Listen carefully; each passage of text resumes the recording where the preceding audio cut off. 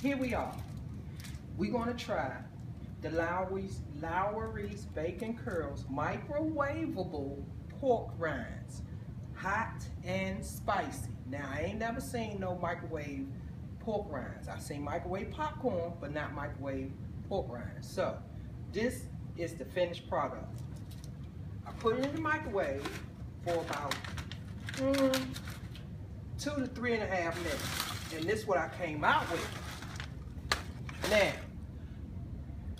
we're gonna try it and see if it's really spicy.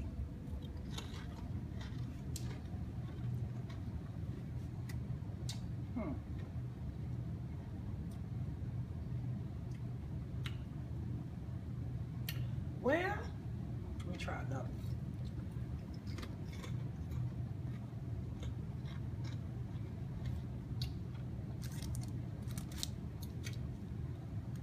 Lowry's Bacon Curl Pork Rinds, microwavable.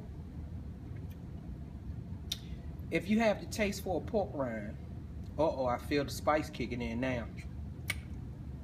Ooh, Jesus. I gotta go get something to drink. Stay tuned for the next tryout of something I have never seen before. Bye.